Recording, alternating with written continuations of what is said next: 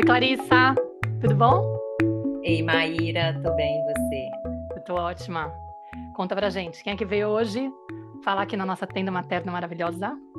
Então, Mar, tô super feliz com essa presença hoje. A gente convidou a Francine Marciano, que é advogada há mais de 26 anos, especialista em direito do consumidor e privacidade de dados. Ela se formou como educadora parental também pela Escola da Educação Positiva e hoje a Francine faz um trabalho muito importante e vai compartilhar com a gente aqui. Ela faz consultoria para escolas nesse trabalho de prevenção de bullying e violências e também mentoria para outros advogados atuarem na prevenção do bullying em escolas. Além disso, e não menos importante, a Francine é mãe do João Gabriel, de 12 anos, e do Francisco, de 10 anos. E foram os motivos que levaram a ela para esse caminho de encontro com a parentalidade, com a prevenção do bullying. Francine, seja muito bem-vinda à nossa Ai, tenda. queridas, muito, muito obrigada. Me sinto honrada de estar aqui entre pessoas tão queridas e poder compartilhar um pouquinho da minha experiência com outros pais, outras mães, para a gente crescer juntos aqui. Vamos lá. Ai, que delícia. Ô, Fran, então, para a gente Oi. começar, conta para gente um pouquinho sobre a sua trajetória, como você saiu aí, né, desse foco no direito do consumidor, foi caminhando para esse trabalho de prevenção do bullying e violências em escolas. Conta para gente como Perfeito. que foi essa trajetória. Como tudo, a gente começa no amor, mas às vezes a dor faz com que a gente mude a rota, né? Então, eu, como advogada, eu fui procurada pela minha irmã, o meu sobrinho sofreu bullying, e eu sou de uma família de advogados. Meu pai é advogado, minhas duas irmãs são advogadas, e nesse momento eu vi a fragilidade da minha irmã. Mesmo sendo advogada, ela não sabia como agir. Porque ela estava numa situação em que o meu sobrinho sofreu bullying e ela só descobriu a partir de um diagnóstico da fono. Meu sobrinho tem disfluência verbal e, ao invés de evoluir, ele começou a regredir. Essa profissional extremamente atenta olhou para minha irmã e falou: está acontecendo alguma coisa no ambiente escolar e procure saber. Porque uma das características da criança e do adolescente que sofre bullying, eles se calam. E a partir daí, a minha irmã me procurou e falou: Fran, e agora? O que que nós faremos? Consequência natural de uma família de advogado, né? Vamos processar. Nesse momento, eu percebi que eu precisava olhar na perspectiva do meu sobrinho. Eu queria saber o que ele queria fazer. Você quer trocar de escola? Porque não existe possibilidade de você processar uma escola e permanecer lá. Estavam os primos, todos os meus sobrinhos, enfim. Teríamos que fazer um movimento de tirar todos da escola. E ali a minha irmã e o meu sobrinho falou: Eu não quero sair, eu só quero que essas agressões parem. Nós fomos até a escola e, a partir dessa percepção, eu descobri que muitas escolas não fazem nada diante do bullying, não por maldade, mas por desconhecimento. E ali iniciou uma jornada de eu trabalhar a origem do bullying. Ao invés de processar a escola, que seria muito simples, porque é o caminho normal de um advogado, eu resolveria o problema do meu sobrinho, mas o problema sistêmico do bullying continuaria em outra escola e, enfim, continuaria com os alunos que permaneceram ali. E a partir desse conhecimento, eu desenvolvi um método chamado método CFA, onde eu ajudei os gestores a estruturarem essas ações preventivas, mas percebi também que os gestores, quando eles estão imersos no problema, eles não conseguem estruturar isso de acordo com a lei. E agora eu trabalho com advogados, capacitando os profissionais do direito para atuarem em parceria com a gestão na prevenção e combate ao bullying. Interessante, Fran. Tem uma questão que eu acho que a gente também pode abordar logo no início, para poder deixar bastante claro como que a gente definiria o bullying, né? Porque O eu acho bu- que, para algumas famílias, assim, quando a gente percebe que a criança, por exemplo, está sendo rejeitada na escola, está tendo Uhum, discussão com as crianças, a gente às vezes até acende um alerta, né? Porque lembra de histórias uhum. nossas do passado. Eu, por exemplo, quando tem qualquer questão da minha Nossa, filha passar por ai, conflito com as amigas, de repente não Uhum, querem brincar com ela, ai, aquela coisa de, agora ela tá com 11, né? Mas você lembra aquela uhum. fase do, não sou mais sua amiga, não vou te chamar pro meu Ah, aniversário, que volta e meia terrível. acontece, aí na semana seguinte é melhor amiga de novo. Fica uma coisa Sim. assim, meio maluca, e a gente às vezes fica super assim, até que ponto eu tenho que acionar a escola? Até que ponto eu tenho que Uhum. intervir? Como que eu posso entender se uma briga, ou sei lá, se é uma questão só de uma briga temporária, ou algo até Perfeito. que, tudo bem, as crianças não têm que todo mundo se dar bem, né? Mas de Uhum. repente tem uma antipatia constante, uma rejeição constante. Quando que eu começo a entender que se trata de bullying e não é uma coisa meio Perfeito, de Maíra. criança, assim, sabe? Que pode passar. Essa dúvida é algo assim importantíssimo, porque as pessoas paralisam diante do desconhecimento. Tem aquela frase, né? Se eu nomeio violências, eu compreendo, se eu compreendo, eu sinto, eu sei agir diante dessa violência. Então, o bullying, ele, diferente do conflito, ele é um. Alguns requisitos estão presentes, ele é um desequilíbrio de poder. Quando eu estou diante de um conflito, eu falo: olha, Maíra, eu gosto de azul e você gosta de roxo. Tá tudo bem, você gosta do lilás, você vai lutar pelo lilás e eu vou lutar pelo azul, a Clarissa. Mas em nenhum momento nós estamos diante de desequilíbrio aqui. Nós estamos cada um lutando por aquilo que acredita. Não existe uma dinâmica de desequilíbrio. O bullying existe desequilíbrio de poder, repetição das ações e intencionalidade de causar um mal. Eu simplifiquei numa sigla, DRI, desequilíbrio de poder, repetição das ações e intencionalidade. Porque se você for ler a legislação, ela é extremamente complexa, é um desequilíbrio de poder causado sem intenção. Eu falei, vamos simplificar, para que a gente possa bater o olho e descobrir isso é bullying ou não é bullying. Então, o principal ponto é eu perceber que o alvo de bullying, ele é afetado constantemente de uma forma, porque quando que eu descubro a intencionalidade do outro? Se você fala, Fran, se eu fizer um comentário sobre os seus óculos, ai, Maíra, você é quatro olhos, aquela coisa de quinta série, né? Fran, eu não gosto que você fale dos meus óculos, porque isso é uma coisa que desde pequena isso me faz mal. Eu parei, aqui é uma brincadeira. Você sinalizou o limite, eu parei. Se no dia seguinte eu continuo, Maíra quatro olhos, Maíra quatro olhos, faço desenho, faço qualquer alusão que te machuque, então perceba a intencionalidade, ela está caracterizada na repetição, a repetição que mostra que aquele aluno ou que aquela pessoa está constantemente intimidando o outro, fazendo com que ele se sinta mal, porque eu percebo qual é a ferida do outro e é ali que eu vou escarafunchar para fazer com que ele se sinta cada vez pior. Então, como que eu percebo o bullying? Porque o alvo de bullying, muitas vezes, ele não pede ajuda. É como eu gosto de fazer uma analogia com o afogamento. A gente imagina que uma criança, quando está se afogando, ela vai gritar, né? E eu lembro uma vez eu conversei com um bombeiro, ele falou, ele é silencioso. O alvo de bullying, ele é uma vítima silenciosa que ele vai afogando aos poucos. Então eu preciso enxergar os sinais. No caso do meu sobrinho, qual foi o sinal? A disfluência verbal, a gagueira dele começou a piorar. E uma profissional extremamente atenta olhou para esse sinal. Então, os sinais do bullying chegam muitas vezes num. Ai, tem festinha, não, eu não quero ir. A criança que está acostumada a frequentar alguns grupos, ela começa a evitar. Uma criança que está na escola constantemente isolada, constantemente ele frequenta a biblioteca, não quer estar entre o grupo, aquele adolescente que usa moletom o tempo todo, com manga comprida, muitas vezes ele está em processo de automutilação, porque essa violência ela é introjetada e ele começa a se automutilar e começa a se agredir, ou ela é exteriorizada através de atos de violência com outras crianças.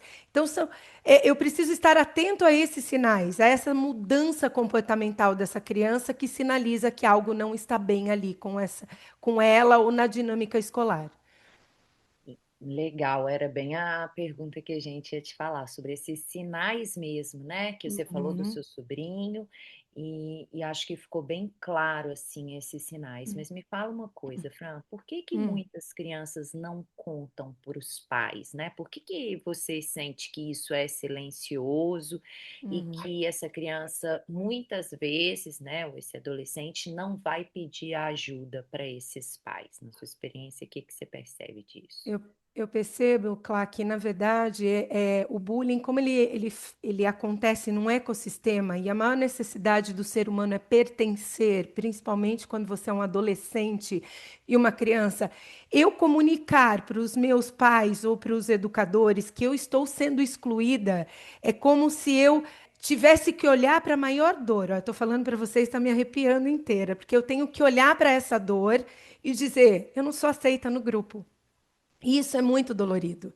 E a partir do momento em que ele pede uma ajuda, muitas vezes os adultos, por não saberem como lidar com a situação, como intervir naquilo, acabam colocando um holofote nesse aluno e ele passa a ser sistematicamente alvo de violências. Então, é por isso que há necessidade de cuidar dessa cultura, de cuidar desse meio, desse ecossistema, para proteger esse alvo. Não posso tratar o bullying como um fato em si, ele é algo sistêmico. Eu preciso cuidar da estrutura da escola. Senão, infelizmente, eu acabo colocando um holofote e esse alvo, essa vítima, ela é revitimizada constantemente. Lembrando que o autor de bullying, ele tem, é até uma fala da professora Luciene Regina Tonieta, do GPEM da Unicamp, ela fala que o autor de bullying, ele tem uma moral invertida. O que significa isso? Para ele ser aceito no grupo, ele humilha, ele estigmatiza, ele quer ser aceito de uma forma negativa. Então, quando eu não entendo essa dinâmica e faço muitas vezes que o autor pede desculpa para o aluno aqui, que ele está sofrendo bullying, ele vai, pede desculpa, mas depois ele vai para as redes sociais e faz cyberbullying. Ele vai revitimizar, ele pede desculpa perante o grupo e nos bastidores ele arquiteta com outros para que aquela violência seja sistemática. Por isso que eu não posso jamais imaginar que bullying e conflito tenham a mesma abordagem. No conflito eu medio, no bullying eu intervenho de forma sistêmica. Tem uma experiência que eu tive com uma mãe que entrou na mentoria há Hum, algumas turmas atrás, e ela tinha uma filhinha de 5 anos. certo. E, nossa, ela sofreu bullying na escola, na época que ela era mais jovem, e ela contava para mim, assim, quando ela entrou, né, que o grande desespero dela foi justamente quando ela começou a colocar a menina na escola, porque ela Uhum, morria de medo da menina sofrer o mesmo que ela sofreu. uhum. E aí a gente teve que trabalhar muito, assim, ela não projetar tanto, porque ela ficava em estado de alerta com qualquer historinha que a Sim. filha viesse e contasse. Ai, minhas 2 meninas não quiseram brincar comigo hoje. Ela, como assim? Aí ela já tentava até falar com as Uhum, mães das meninas, ela não conseguia se conter. Ela falava, certo. Maíra, agora eu tô bem porque eu tô em época de férias, mas só de pensar que minha filha daqui a pouco vai voltar para a escola, eu já começo a ficar com dor de barriga, de Uhum, tão ansiosa que eu fico. E aí, ao longo da mentoria, a gente foi rastreando a história dela, uhum, e um dos pontos que ela conseguiu lembrar, assim, do que acontecia era, ela sofreu por muitos anos bullying. Só que ela não se uhum, atrevia a contar para os pais, porque os pais em casa já chamavam ela de chorona, entendeu? Então ela uhum. não queria que eles reforçassem aquela visão que eles tinham dela, né? Do tipo assim, cara, se aqui não tem espaço para Perfeito. eu ter os meus, entre aspas, mimimis, o Uhum, que que eles vão fazer com essa informação? Eles não vão levar a uhum. sério, não vão me dar bola, né? Então acho que esse foi um ponto assim até mais doloroso, porque imagina, porque não era só sofrer o bullying na escola, era não ter quem acompanhasse, quem protegesse, né, quem Exato. acolhesse ela emocionalmente para poder passar pela dor. Ela não estava com nada disso garantido em casa. Já tinha a Uhum, dor lá da escola e ainda esse desamparo, né?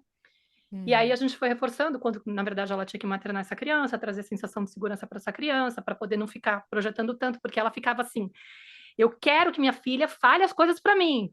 Só que uhum, ela vinha com tanto desespero que deixava a uhum. menina com uma impressão nítida de que a mãe ficava muito estressada. Então a menina também se inibia, se fechava. A gente foi trabalhando, Claro. cara, você tem que deixar de projetar, porque muito do que acontece na escola com a garota de 5 anos não era nada, não estava sendo uma repetição da história dela, entendeu? Era o medo dela, Uhum, naquele uhum, caso, né?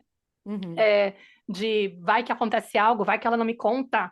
Aí ela conseguiu ir relaxando e a menina foi ficando mais tranquila para trazer as coisas, porque senão, Exatamente. nossa, mas assim, ficou nítido o quanto que isso realmente marca a ponto de, Uhum, sei lá, na vida adulta, eu como ela falou, foi louco porque eu não tinha, acho que tanta consciência dessa ferida, ou uhum, seja, estava meio que tapada, mas na hora que eu tive que começar a levar ela para a escola, eu me deparei com essa dor, com esse medo gigante, que é que a gente fala, né? Que a gente fala que é o uhum. tempo todo, né, Clarissa, que a maternidade vem trazendo, faz com que a gente levante todas as coisas que estavam embaixo do tapete, as nossas Nossa, sombras e tal, coisas não trabalhadas.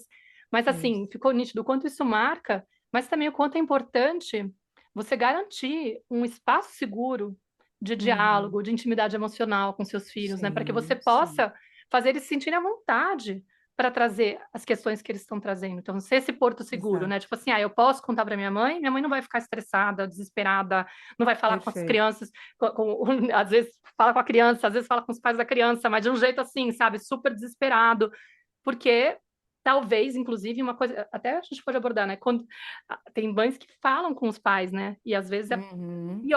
piora a situação, Sim, né? sim, Porque gera exato. um estresse entre os pais e as crianças ficam, uau, da próxima vez eu não vou falar nada, porque É olha a isso. confusão que criou.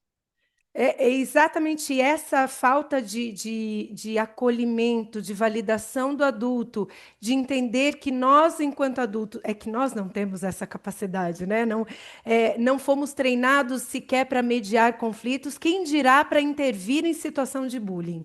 Como que muitas vezes, uma criança bateu, bate de volta. Se a criança sofre bullying, muitas vezes eu já ouvi histórias do pai e a mãe chegar, se bater, você apanha duas vezes porque você apanhou na escola e eu bato em você aqui também. Então, essa falha do adulto de acolher, de validar, seja no ambiente familiar, seja no ambiente escolar, que faz com que essas violências se perpetuem. E aí essa criança se cala, ela não vai pedir ajuda por medo do adulto e por medo da repercussão negativa. É exatamente isso, Maíra. E como, né, Fran, assim, você falou que essas intervenções elas precisam de ser sistêmicas, né? A gente vai olhar ali para a escola, a gente vai olhar para a família, a gente vai começar para as famílias, né? A gente vai Uhum, fazer um trabalho ali que integre tudo isso, coloque essas partes para conversar, porque sim. é muito importante, né, que os pais entendam essas dinâmicas relacionais e olhem para si, porque quando Uhum, isso acontece, né, como você falou, a criança tem medo muitas vezes que os pais vão em direção à escola e ela uhum, se torne ainda o centro, ela já, né, e aquilo seja exato. escancarado, mas o quanto que é necessário esse movimento que a Maíra também trouxe, desses pais olharem para si e para as Uhum, dinâmicas relacionais que eles estão estabelecendo com os filhos, né? perfeito. Tanto para a capacidade de acolher, quanto para essa história dessa criança, o quanto a gente também, né? Esse pai e essa mãe que estigmatizaram essa criança, esse pai e essa mãe que às Uhum, vezes não estiveram muitas vezes disponíveis para acolher. Eu uhum, sinto que, né? Uma criança que não pede ajuda, ela também denuncia, às vezes, uma ruptura nesse uhum, vínculo aí, nesse vínculo seguro que deveria estar muito firme ali com a família, e ela aprende a se fechar por medo dessa família novamente atropelá-la e ir direto para a escola e fazer algo que vai sim. expor mais, né? Porque se tivesse uma relação muito segura, na minha Uhum, experiência, né, trabalhando uhum, com vínculo, com famílias, a criança iria conseguir falar. Então, quando a naturalmente gente falar. escancara uma situação dessa, a Uhum, família vai ter que olhar para esse uhum, vínculo, para essa relação deles com a criança, entender como que de alguma maneira algumas necessidades talvez foram invisibilizadas, desamparadas e essa criança sente medo de trazer algumas uhum, coisas, né, uhum, mais vulneráveis, como que talvez a família exigia talvez uma força ou uhum, determinadas atitudes da criança que para ela é difícil, como que às vezes a família tem dificuldade de lidar com as vulnerabilidades da criança. E aí uhum, por isso ela não vai em direção muitas vezes e pede ajuda. exato. Então, eu sinto que a gente vai escancarar algumas coisas que a escola vai precisar de mover, mas a família também vai precisar de abrir um espaço e não só apontar o dedo, mas se colocar ali junto no lugar de se observar, de entender também que ela faz parte desse problema e que Desse ela cuidado. tem um papel fundamental ali de como eu Uhum. vejo como uma grande oportunidade para todos, assim, né, Perfeito, de Clara. crescimento para todos, para reparar vínculos e dinâmicas relacionais muito sutis ali que Uhum. talvez foram violadas. Claro que sem intenção, obviamente, Uhum. mas na hora que culmina nisso, é um chamado de alerta para todo esse sistema, como você falou, né? Claro, e é tão lindo perceber na minha jornada trabalhando com escolas, quando a gente começa a puxar o fiozinho, entender a origem do bullying, nós percebemos o quanto a escola precisa do apoio da família, a família precisa de um direcionamento. E aqui muitas vezes eu achava que o bullying ele poderia ser resolvido por um único profissional. Hoje nós estamos entendendo que, por exemplo, o educador parental para ser indicado para as escolas ajudarem essas famílias nesse processo é imprescindível. Eu falei exatamente isso. Eu fiz uma palestra para uma escola de São Paulo, uma escola grande. Eles têm como valor a dignidade humana, inclusive é uma escola confessional, uma escola católica. Eles falavam, eu não tinha noção da dimensão da minha responsabilidade e da responsabilidade que eu tenho de ajudar essas famílias a conduzir essas crianças. Porque realmente as famílias estão perdidas, porque num primeiro momento, antes da vigência da lei que obriga as escolas a ter projetos, programas e políticas, nós podemos falar sobre isso depois, o movimento era um movimento antagônico.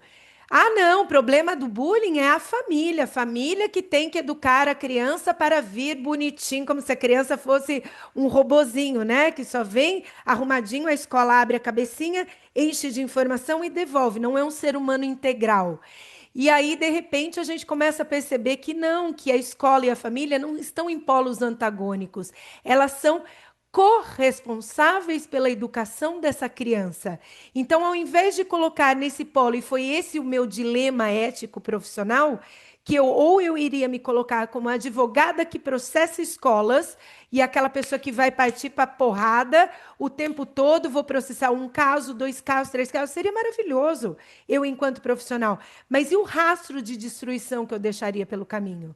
Então, quando eu decidi fazer o caminho inverso, que é o caminho de olhar para o problema na origem, e deixa eu entender, eu entrei no mundo dos gestores, eu percebi que muitas vezes eles estão desesperados e famintos por conhecimento. Eu quero ajudar a família, mas eu não sei. Eu fiz nessa palestra que eu fiz, eles trouxeram um fator, olha como é tudo muito sutil.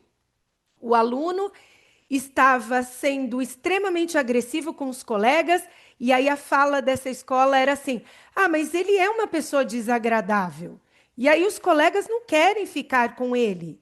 Aí eu expliquei para eles que a lei traz 8 tipos de bullying, que é o bullying moral, verbal, sexual, social, psicológico, físico, cyberbullying, o bullying material, e que esse aluno esse comportamento desse aluno é uma comunicação que ele está sendo alvo de bullying social, mas como o bullying social, que é o bullying de exclusão, ninguém enxerga, porque só dói em quem sente, a escola enxergava ele como sendo o autor de bullying, quando na verdade ele era o alvo.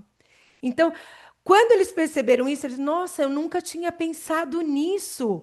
Então, a importância de profissionais capacitados que levem essas informações para as escolas. Porque quando nós entramos nesse polo antagônico, nós não construímos nada e o foco principal é a criança e ela acaba se perdendo no caminho. Perfeito. Eu acho que também uma coisa que seria legal da gente abordar, né? Quando uma vez, de repente, eu detecto que está acontecendo isso com a minha filha, com o meu filho, que Certo. tipo de abordagem eu tenho que ter com a escola, né? Como me aproximar? Porque esse desconhecimento que as escolas têm, nós também temos, né, como pais. Uhum. E aí a gente se Perfeito. sente totalmente perdida nessa hora. Eu falei, meu, o que que é melhor? E assim, eu não sei nem o que cobrar da escola. Eu sei que é algo que tem que ser feito. Minha filha Sim. está em sofrimento, mas ou minha filha Uhum. está sofrendo bullying. O que que eu faço? O que que eu exijo da escola? Porque às vezes você percebe que não tem um acompanhamento, ninguém está percebendo aquele movimento, Uhum. e aí, o que que eu posso exigir, né? Como que eu me aproximo para também não chegar num tom acusatório, de Claro. repente, criar uma resistência para que essa escola olhe para isso? E como saber se a escola está realmente assumindo ou está se esquivando? Porque já aconteceram situações na escola da minha filha, por exemplo, onde a Uhum. gente, como pais, assim, da escola, do grupo, assim, da sala dela, ficou meio assim, indignado. Tipo, sério Uhum. que vai ser essa intervenção? Ou que eles Uhum. estão meio que negando a coisa que está acontecendo? Uma garota já saiu da sala dela por conta disso, por ter sido alvo de bullying. E ninguém ficou muito satisfeito com a intervenção. E não teve nenhum trabalho, assim, consistente de, sei lá, criar Uhum. grupos para poder falar sobre o tema, vamos fazer uma orientação para esclarecer e falar sobre isso, né, na escola. Uhum. Geralmente eles pegam pontualmente a pessoa para conversar, às vezes pedem para, ai, vamos Abordagem do fazer, conflito, que é, né?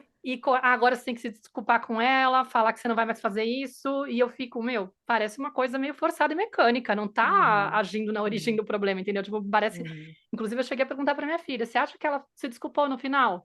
Porque ela estava Uhum. sentindo remorso, estava querendo reparar, ou porque ela estava com medo das consequências? Ela falou: não, acho que ela ficou com medo do professor ficar bravo com ela. Uhum. Por isso que ela Entendi. foi seguir o protocolo, entendeu? Eu falei, cara, que Claro. eficácia vai ter isso? Quem tá olhando Uhum. para a dor dessa criança que de repente está promovendo isso e tá trazendo, tá comunicando também algo, né? Porque tem isso, a criança que promove tá contando uma história a partir daquele Exato. comportamento, né? Tá denunciando Perfeito. que algo também tá ali disfuncional na vida dela. Então, vamos Uhum. olhar para isso, porque às vezes a solução é, vamos tirar essa criança da escola. E aí? Uhum. Essa criança Ele vai para só outro muda o canto. problema de lugar. Ele vai sofrer bullying na outra escola, enfim. Ou tanto a pessoa que faz quanto a que recebe, né? Tipo, vai acontecer Exato. igual. Então, Exato. Então, perfeita essa sua dúvida, Maíra. Hoje nós temos assim, aqui no Brasil especificamente, né? Eu sei que você está no exterior, mas aqui no Brasil o cenário mudou muito, porque nós temos uma lei de 2015, que é a Lei 13.185 de 2015, que é a lei que pela primeira vez falou de bullying. Então, ela obrigou as escolas a criarem programa de combate à intimidação sistemática. Essa lei, ela não tinha nenhum caráter punitivo, ela era diretrizes que impunham à escola a obrigação de estruturar os pilares do combate ao bullying, que são educação, prevenção e intervenção. Eu falo que é o EPI do combate ao bullying. Então, desde 2015, que entrou em vigor, na verdade, em 2016, as escolas têm a obrigação de agir estruturando programas de educação, prevenção e intervenção contra bullying e cyberbullying. Nós tivemos um lapso temporal de há praticamente 10 anos. Embora houvesse essas diretrizes, as escolas falaram: ah, bacana, legal essas diretrizes, guarda ali na gaveta, um dia, quem sabe, a gente aplica quando for viável. Só que o legislador percebeu essa dinâmica das escolas e percebeu que nós temos essa característica punitivista. O que, que acontece se eu não fazer? Nada. Então, beleza, então deixa lá na gaveta. A partir de 2024, janeiro de 2024, entrou em vigor a Lei 14.811, que, além de alterar alguns dispositivos do Estatuto da Criança e do Adolescente, incluiu bullying e cyberbullying como crime. Hoje, bullying e cyberbullying estão tipificados no Código Penal. Então, é crime. Ah, daí foi uma moção geral, né, dos gestores. Até então, eu estava nas minhas redes sociais falando, não, porque o bullying mata, porque o bullying causa problemas. Enquanto os gestores não perceberam que o reflexo viria neles, nada aconteceu. Quando o bullying virou crime, todo mundo, Fran, o que eu tenho que fazer? E agora, o que eu tenho que fazer? Porque hoje o cenário é esse. Se um aluno sofre bullying na escola e a escola não faz nada, os tribunais condenam por omissão. E não só a escola é condenada por omissão, mas o gestor pode ser responsabilizado criminalmente. Porque aquele que tem a obrigação legal de agir e não age, ele é como se ele tivesse cometido o crime de bullying, mas na versão omissiva. Como se eu causasse uma dor e não fizesse nada a partir dali. Então, esse cenário passou a ser aterrorizante para os gestores. Então, é importante para os pais saberem que hoje não é uma opção da escola ter ações estruturadas de educação, prevenção e intervenção contra o bullying. É obrigação legal. E como que eu sei que essa escola tem ações de combate ao bullying? Eu peço para ver o projeto político-pedagógico. Tem que estar ali, tem que constar ali as diretrizes, porque o PPP, ele é um documento que demonstra quais são os nortes daquela escola. Se não existe no PPP, já é um sinal claro de que a dignidade humana não é um valor para aquela escola. Mas aqui pode ser que, eu não quero chegar com o pé no peito, ótimo. Então eu chego para a escola e digo, eu quero entender quais são as ações de educação, prevenção e intervenção que vocês têm em situações de bullying. Ali você começa a perceber o desespero da gestão, porque muitos não têm. Então, como que um pai pode fazer? Através de uma notificação para a escola. Nessa notificação para a escola, é mais ou menos assim: eu quero saber o que vocês têm de estrutura para garantir a segurança do meu filho. Lembrando que a relação entre aluno e escola é uma relação de consumo. Logo, a escola, sendo uma fornecedora, seja escola pública ou privada, ela tem a obrigação legal de estruturar a prevenção. E numa situação de bullying, quem tem que provar que estruturou essas ações é a escola, não o aluno. O aluno prova: eu sofri bullying e eu tive danos. Se a escola não conseguir provar o que ela estruturou, ela é condenada por omissão. Então, esse é o cenário que tem motivado as escolas a agir nessa adequação legal. Então, os pais, sabendo disso, têm muito mais força para conversar, exigir ações, porque a ideia é: mas é que seu filho é muito sensível. Porque o seu filho tem que ser mais proativo. Não, eu preciso mostrar que, por exemplo, várias pessoas chegam para mim e falam assim: mas é só colocar o filho no jiu-jitsu para se defender. Tá, o filho vai se defender de um bullying físico. E do bullying moral, que é a difamação? E do bullying verbal?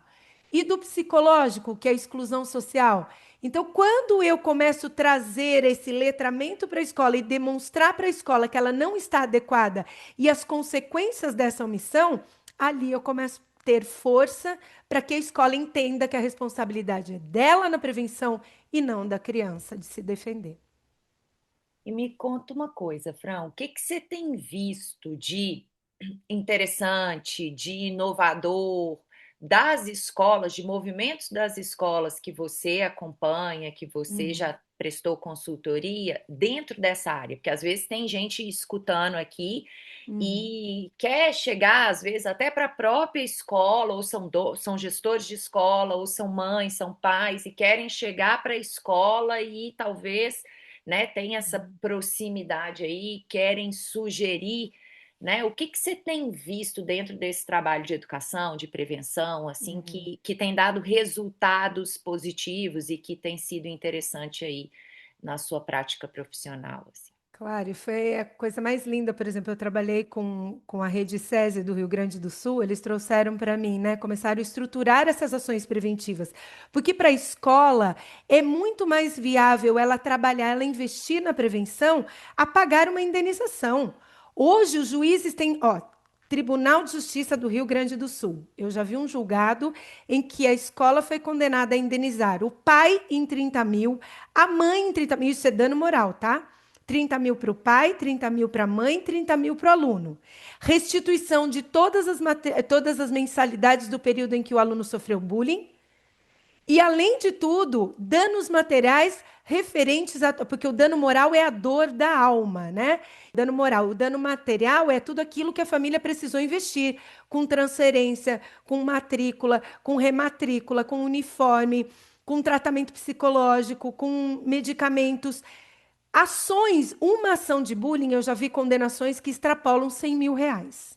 Então, hoje, uma escola que não entendeu ainda a sua responsabilidade e espera o dano acontecer para depois agir, ela não tem uma atitude assertiva. Fora que essa escola será exposta nas redes sociais. A gente já viu grandes redes sendo expostas. Aí, expulsei os alunos. E a resposta que a gente escuta é isso, né? Expulsei os alunos. Quando a escola dá essa resposta de expulsei o aluno, estou usando o método do descarte. Ou seja, eu não fiz a minha lição de casa e quando a caca aconteceu, eu jogo fora, porque isso não é um problema meu. Quando eu vejo essas grandes redes expulsando alunos para dar respostas para a opinião pública, eu percebi que ela não fez a lição de casa. Então, o que eu tenho visto de lindo?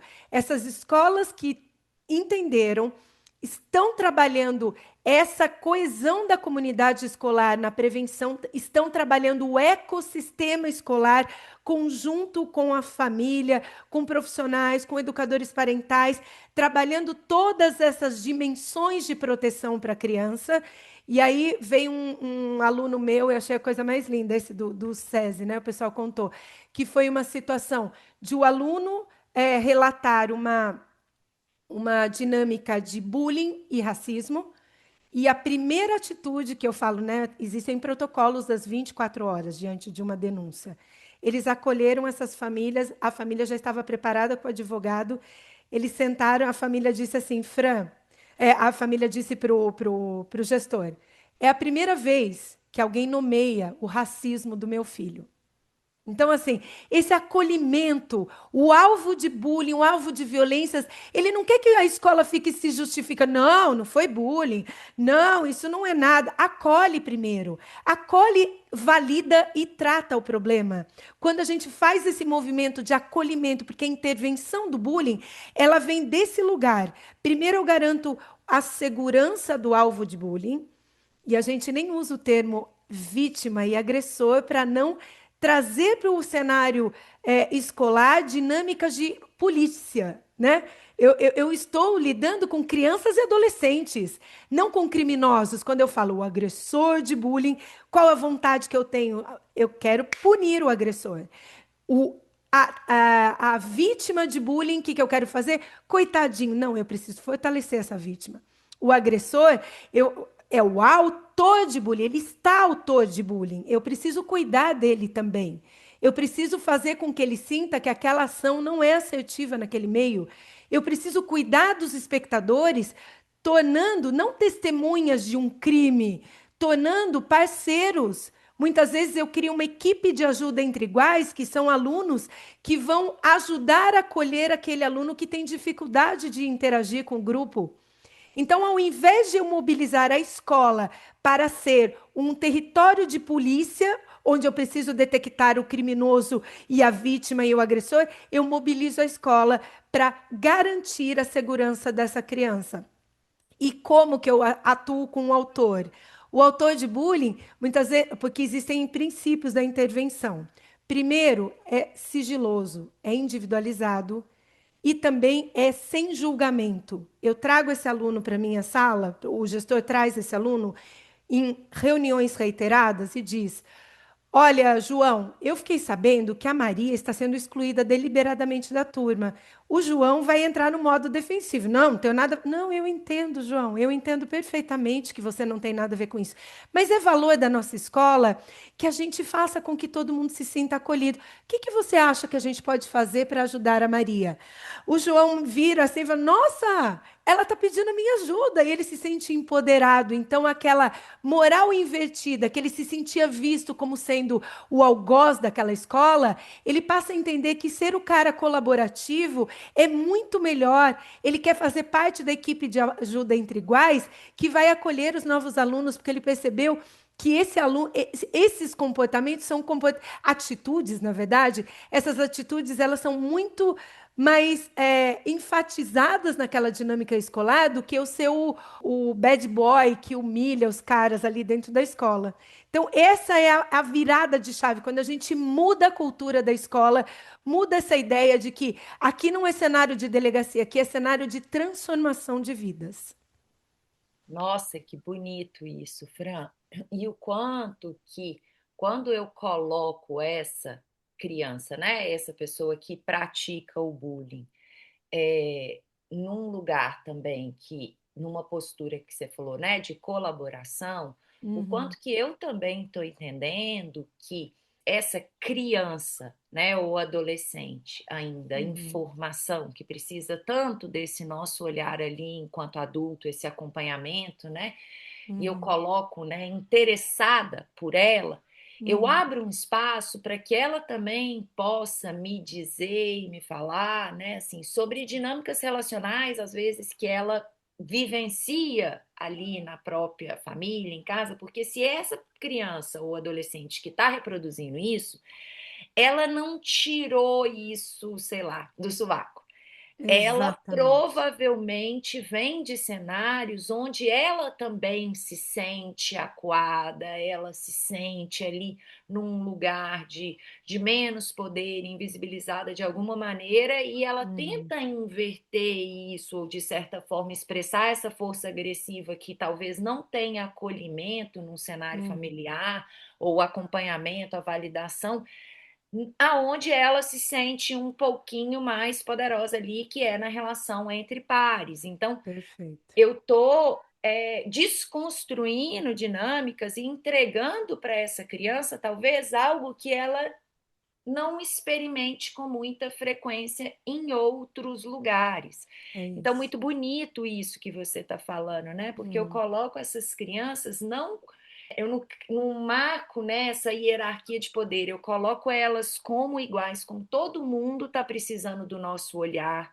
do exato. nosso acompanhamento, do nosso acolhimento, né? E o Uhum, quanto que essas crianças se sentem dignas, né, para exato, exato. poder se movimentar e experimentar outros papéis a partir desse olhar aí de Uhum. que sem essas hierarquias aí, muito bonito, nossa. Isso que você trouxe é tão lindo, assim, tem uma aluna minha que ela escreveu um livro, inclusive, e ela disse que no dia do lançamento do livro dela, o aluno que dava mais problema para ela estava na fila com o livro ali para ela autografar. Ela falou: ai, meu Deus, ele veio, será que ele veio para me xingar? E ela lá assinando, já olhando.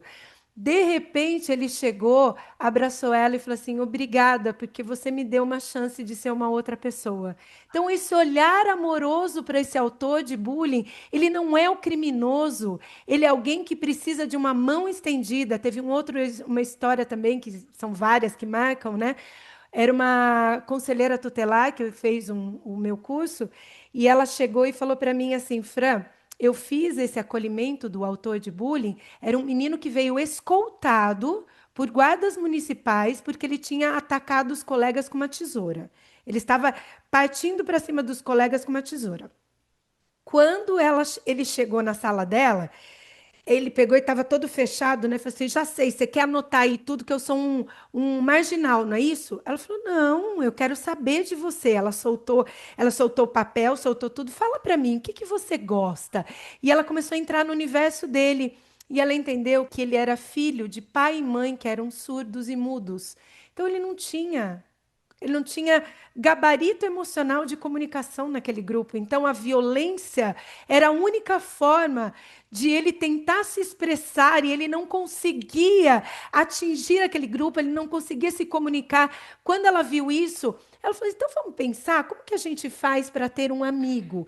Vamos traçar juntos aqui uma ideia para ter amigos? O que que um amigo faz? E ela começou a construir com ele. Aí ela firmou um compromisso, então, que faz parte desse tratamento do bullying, da intervenção do bullying, ações reiteradas com esse aluno.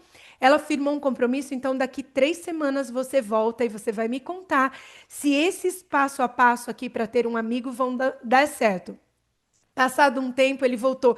Tia, eu consegui um amigo. Então, assim, olha que lindeza a gente vê se ajudar no florescer do ser humano, não pura e simplesmente a cultura do descarte, que é eu não sei lidar com a situação, joga fora, manda para outra escola, expulsa, criminaliza. Até quando o bullying foi criminalizado, surgiu um burburinho na comunidade jurídica, que absurdo, é o primeiro crime que é punido com multa. Falei: para, crianças e adolescentes não cometem crime, cometem atos infracionais do Estatuto da Criança e do Adolescente. Mas o crime é para o adulto, para maior de idade. Só que o fato do bullying ser crime chega ao absurdo de eu já vi escolas chamarem policiais para criança autista em desregulação. Nossa. Ah, porque crime, ele está batendo no amigo, isso aqui é bullying, bullying é crime. Olhem o tamanho do desconhecimento que faz com.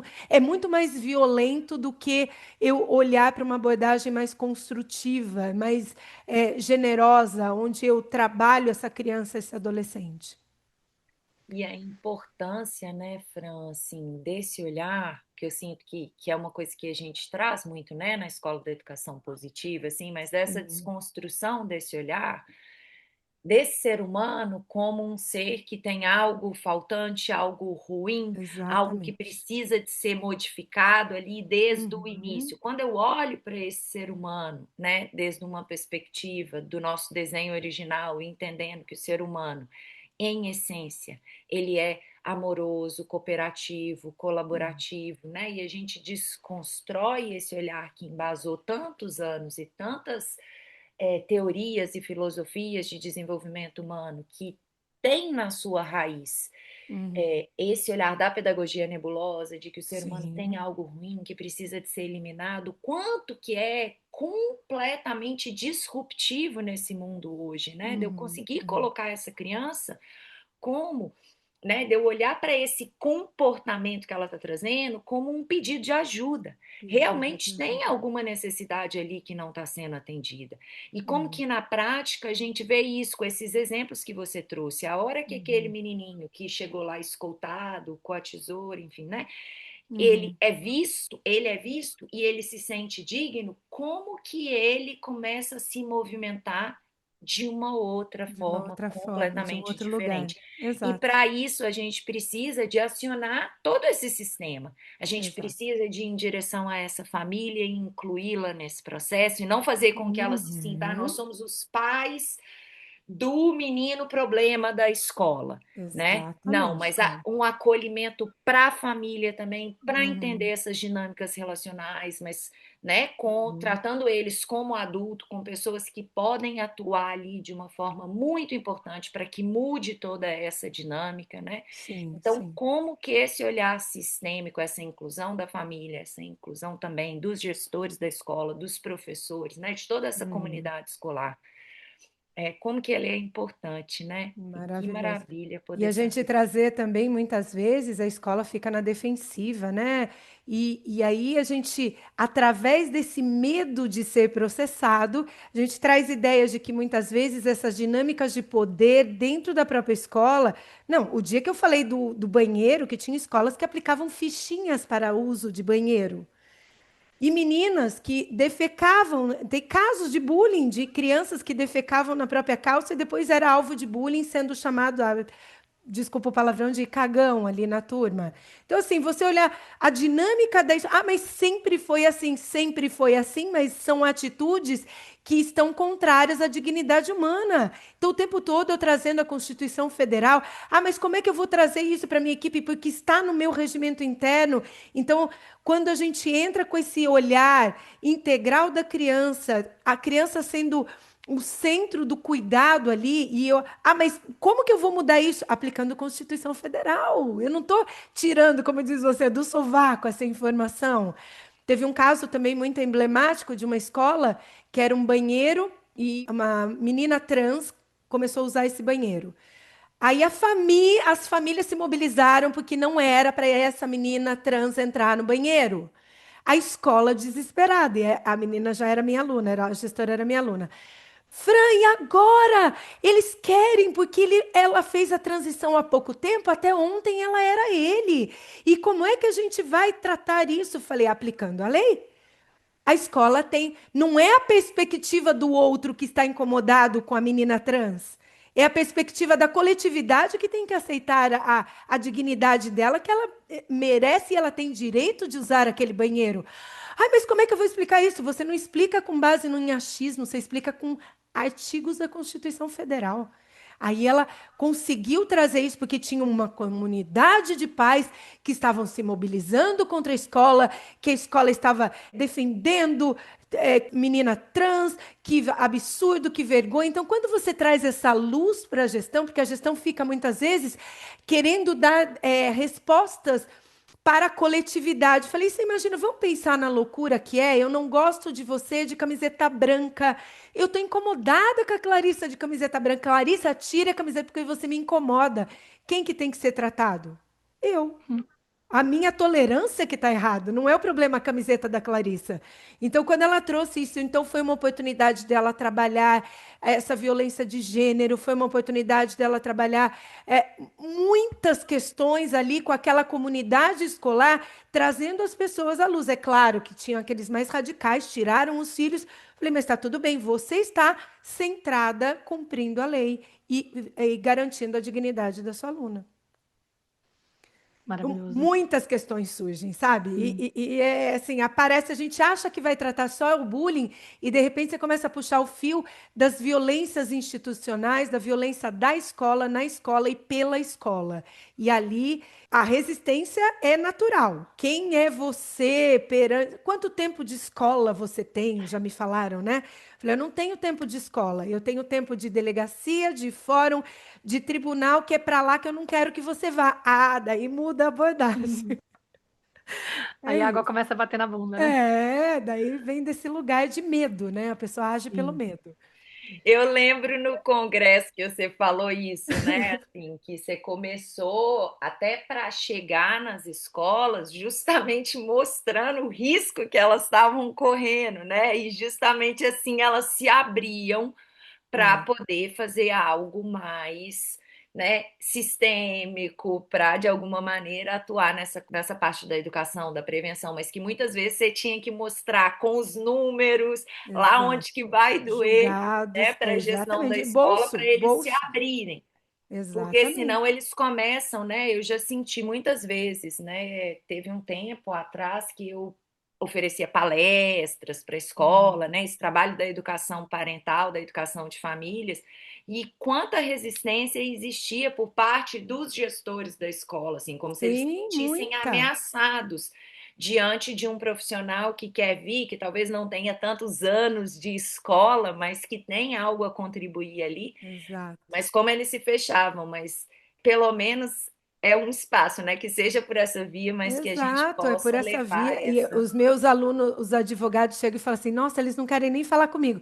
Primeiro ponto, você vai fazer uma palestra sobre a responsabilidade. Porque qual é o movimento da escola? Eu quero trazer uma advogada, um delegado, alguém que vem aqui para tocar terror nas crianças, porque o problema do bullying são os alunos. Os alecrins dourados da gestão não querem falar sobre a responsabilidade deles. E a gente faz o movimento inverso. A gente começa com uma palestra de conscientização para a gestão. Olha aqui, queridos, olha o que a lei diz, qual é a sua obrigação e o que acontece se você não cumpre essa obrigação. Aí muda a dinâmica. Porque é gostoso, né? Eu chamar um delegado, tocar um terror nas crianças, as crianças ficarem aterrorizadas, fáceis de serem manipuladas, e não é por aí. Não é assim que se combate ao bullying. O bullying se combate com atitudes de adultos responsáveis que assumem as suas responsabilidades. Simples assim, sob pena de ser condenado por omissão. É, na hora que você falou que não só a escola era processada, mas também o gestor, eu falei, nossa, aí imagina. É Eu pensei, imagina a criminal. responsabilidade de ter uma escola, porque realmente não dá para passar batido, não dá para fingir que não tem nada a ver com isso. O risco é Teve um grande. caso, Maíra, teve um caso de, acho que é Brasília, não vou lembrar direito, mas o gestor era uma menina que ela estava fazendo um tratamento de câncer e ela estava carequinha, estava mancando e ela era chamada de mula manca. Então, além de tudo, além da dor que ela estava vivenciando, ela era alvo de bullying. E a família pedindo ajuda, a gestão só passando pano. A mãe foi lá, procurou um advogado e simplesmente entrou com um processo criminal e os gestores foram indiciados por omissão.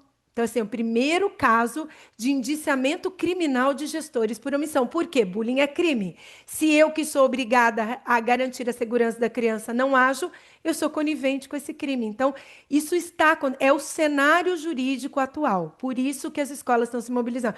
Não é que as escolas vieram até mim, ai, você tem um programa para implementar, para eu poder cuidar da dignidade? Não, veio desse lugar de medo. Veio desse Uhum. lugar do medo e das condenações recorrentes. Fran, fala uma coisa, não tem como a gente não mencionar esse tema no episódio, com o risco Hum, de, na verdade, vai ficar curto porque não vai caber. tá. Seria tema para um episódio inteiro. Porém, Claro, claro. a gente não pode sair daqui sem falar sobre o cyberbullying, né? Porque Ótimo, é uma perfeito. realidade que não estava ao nosso alcance na nossa geração, não acontecia Não. esse tipo de coisa Nossa, nossos filhos não têm ideia do que foi crescer nos anos 80. Era tão mais leve, né? Nossa, Apesar dos dramas não tinha nomeados. bullying, mas não tinha essa possibilidade da coisa rastrear e É, ganhar a é. força que tem nas redes Escalar, né? sociais, Escalar. escalar e Exato. tão rapidamente, atingir tanta gente. Então, isso de ir da violência migrar, né, por telefone, para as redes Sim. sociais, como que a gente pode fazer, né, para tipo de orientação esses pais têm que ter Uhum, para os filhos, para de repente prevenir que isso não aconteça, enfim, como que é? O que uhum. que a gente tem que fazer para garantir a segurança das nossas crianças para não serem alvo dessas histórias, né? Perfeito. E E- hoje nós temos, além da Lei 13.185 de 2015, que obriga as escolas a atuarem nos pilares de educação, prevenção e intervenção de bullying e cyberbullying. Então, nós temos a corresponsabilidade dos pais, porque se um pai deixa seu filho ao Deus dará ali numa rede social, ele também é corresponsável. Nós temos o ECA Digital, que traz a responsabilidade das famílias, das plataformas e das escolas.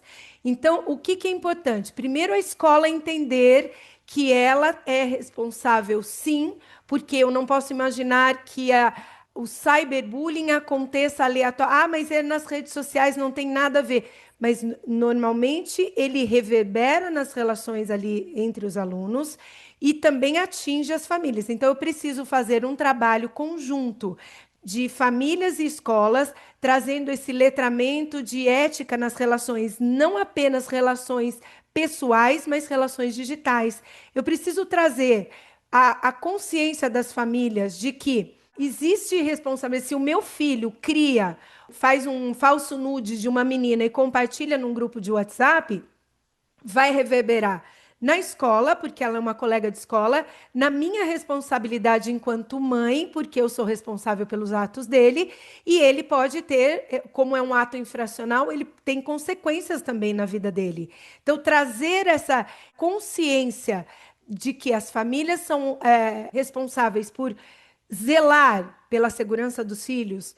Eu sei que é humanamente impossível muitas vezes. Ah, meu filho vai acessar situações, mas não é através do local da vigilância, mas o local da consciência. Eu tenho dois filhos, um de 10 e um de 12, que o tempo todo eu sento com eles e falo, filho, isso aqui tem essa consequência. Se você fizer, porque aqui é só uma figurinha.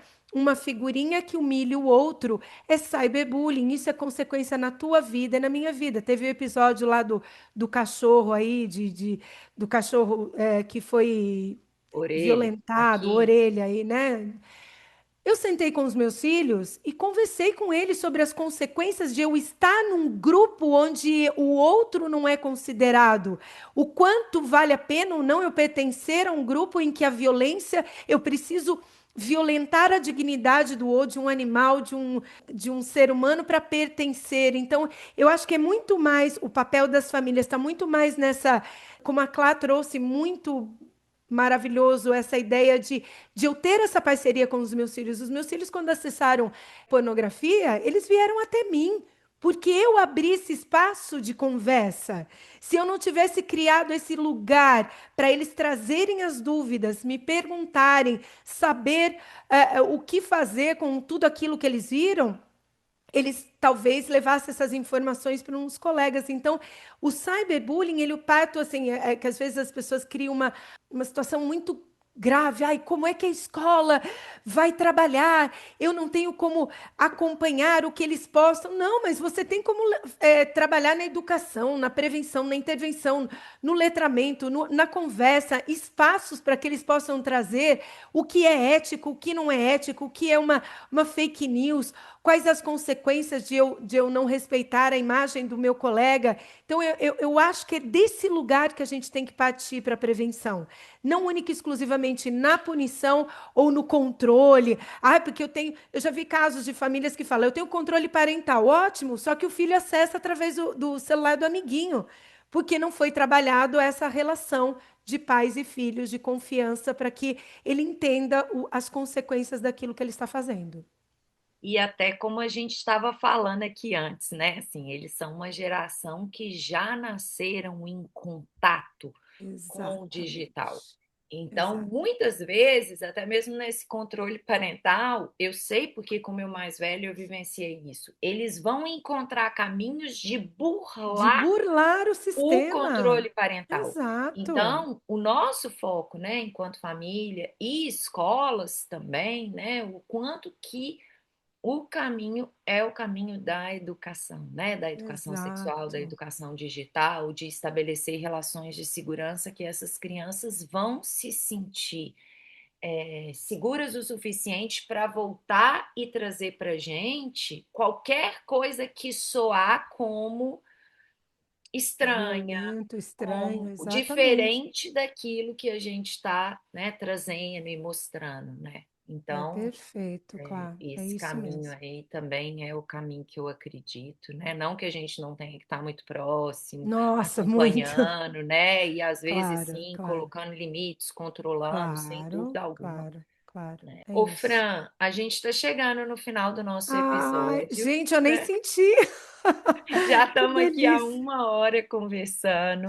Eu Ah, sinto que trouxemos muitas informações maravilhosas e que poderíamos seguir explorando esse tema, que é um sim. tema que eu acho que ele é tão atual, ele é tão necessário de ser falado, difundido.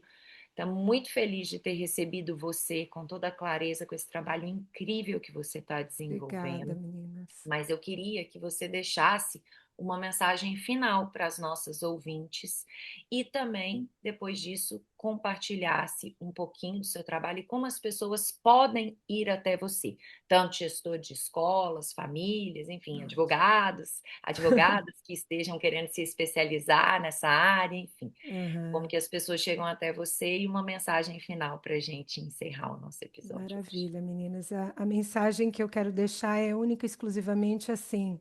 Abram espaços para ouvir crianças e adolescentes. Porque muitas vezes a gente parte da ideia de que sabemos tudo, de que temos todas as informações, isso tanto famílias quanto escolas, a gente acredita que a nossa verdade deve ser imposta.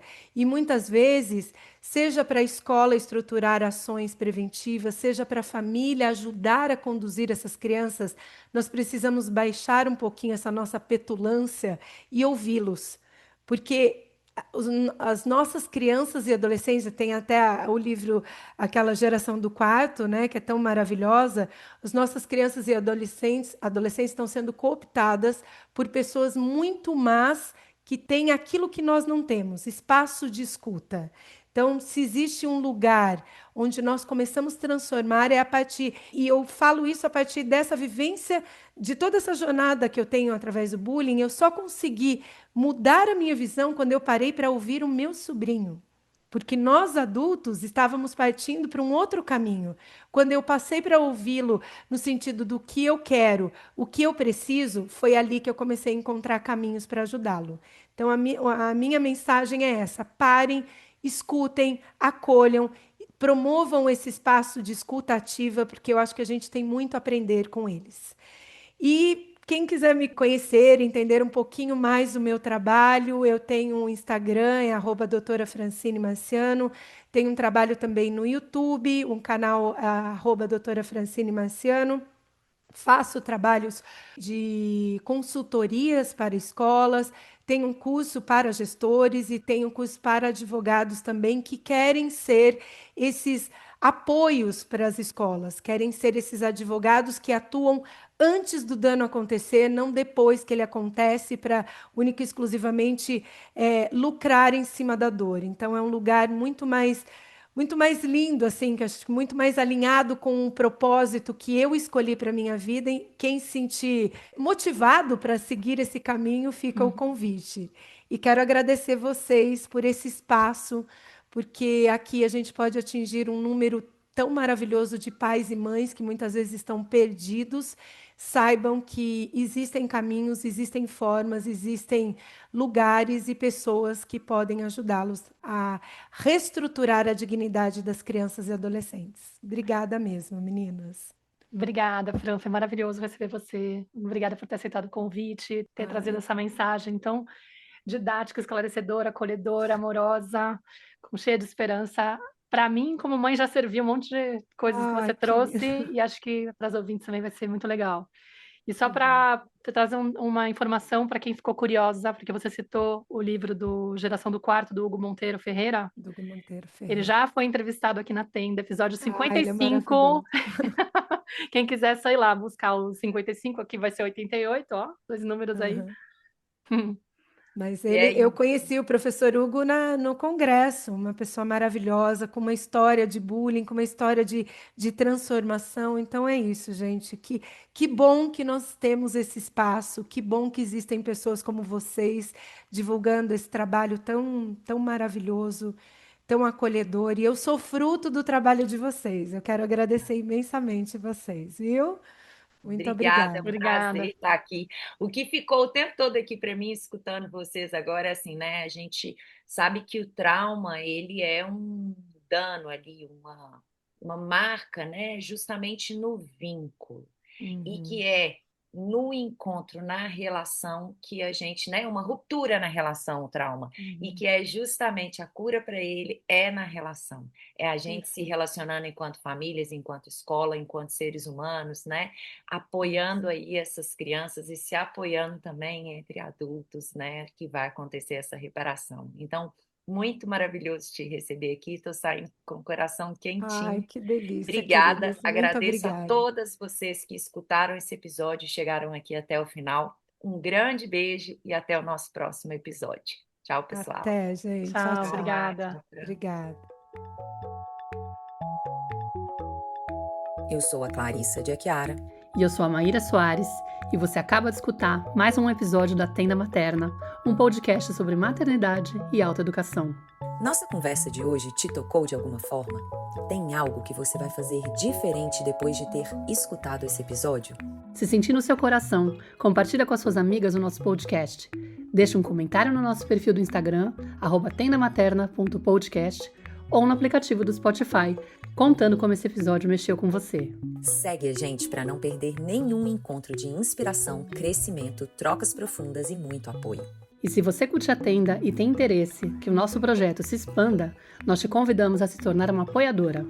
Para isso, é só você entrar na página www.apoia.c/Tenda Materna e fazer a sua contribuição.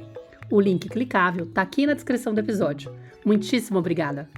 Nos vemos em nosso próximo episódio. Até lá!